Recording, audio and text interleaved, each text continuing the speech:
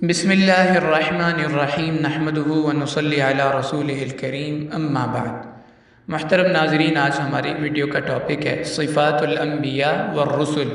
یعنی حضرات انبیاء کرام کی دو بڑی خوبیاں اور صفات جن کو اللہ تعالیٰ نے قرآن پاک میں بڑے اہتمام سے بیان فرمایا۔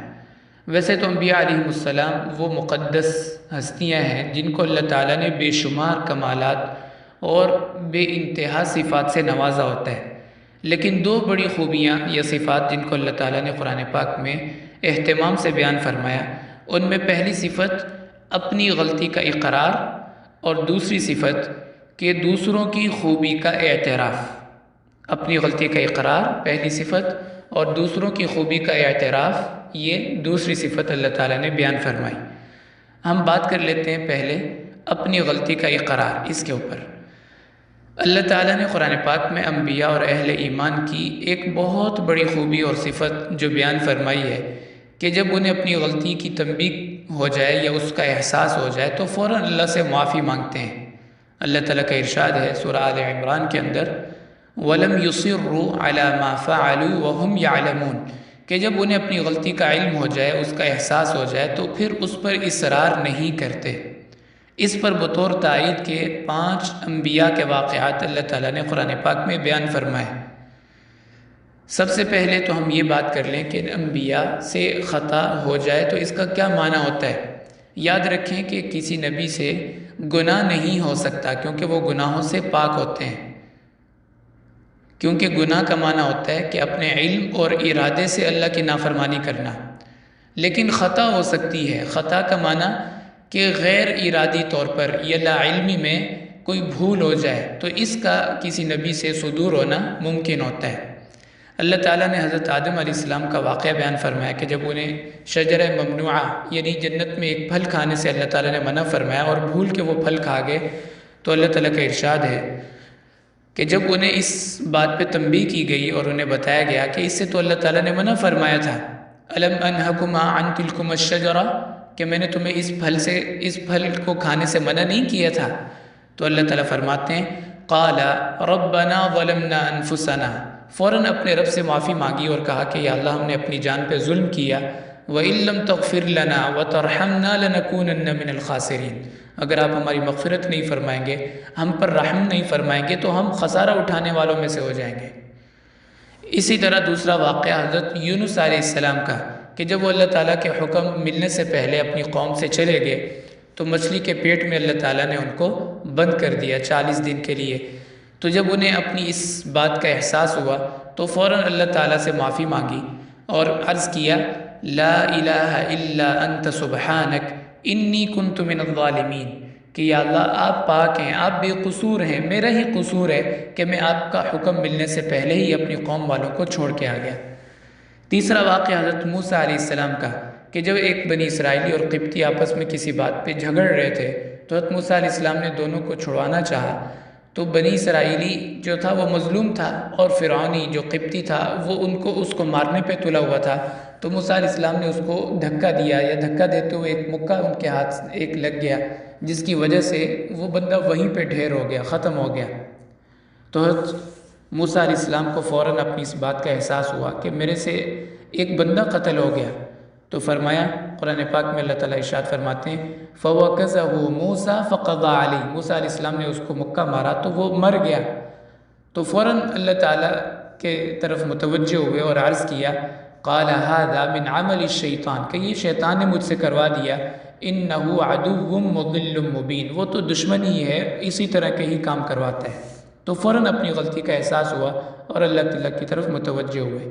قال رب انی ظلمت نفسی فاغفر لی فغفر له، اللہ سے معافی مانگی اللہ مجھے معاف فرما دے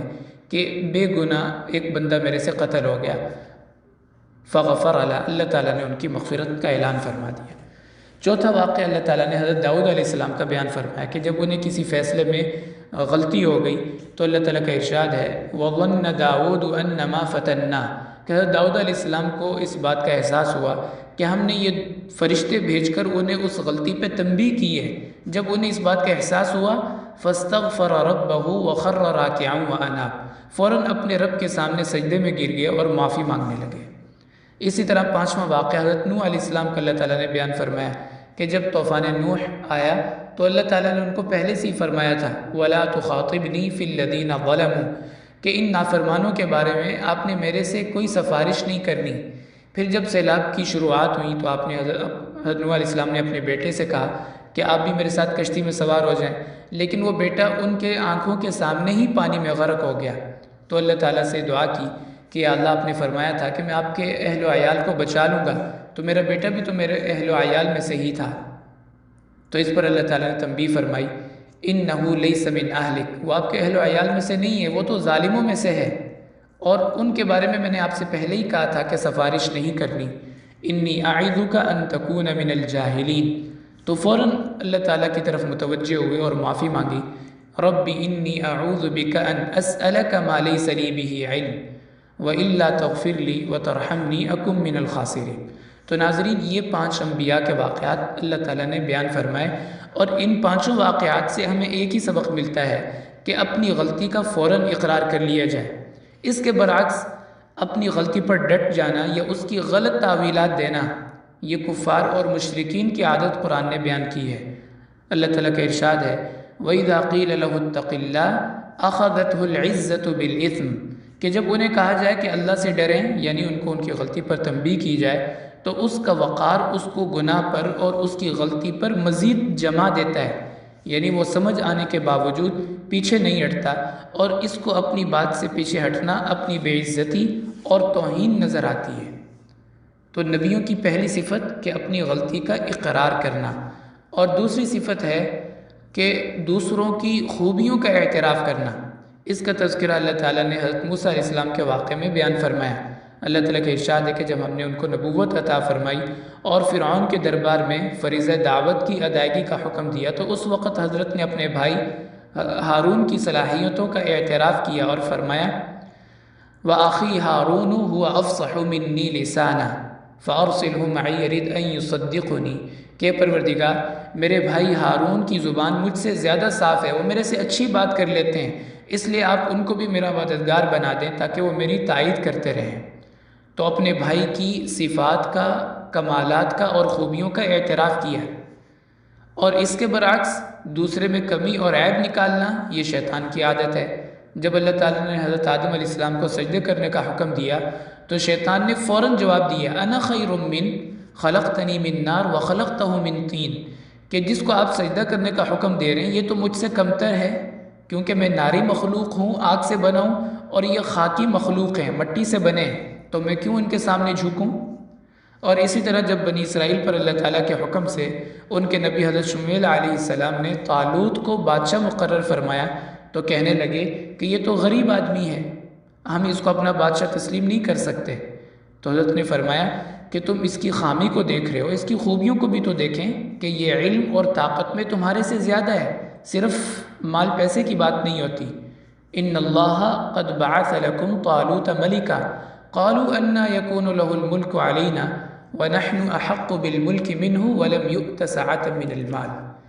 تو ناظرین، یہ 2 صفات انبیاء اور رسول کی جو اللہ تعالیٰ نے قرآن پاک میں بڑے اہتمام سے بیان فرمائی ہیں کہ اپنی غلطی کا اقرار کرتے ہیں اور دوسروں کی خوبیوں کا اعتراف کرتے ہیں۔ یہ جو پہلی صفت ہے اپنی غلطی کا اقرار کرنا، یہ مردوں کے لیے تھوڑا مشکل ہوتا ہے، اور دوسری صفت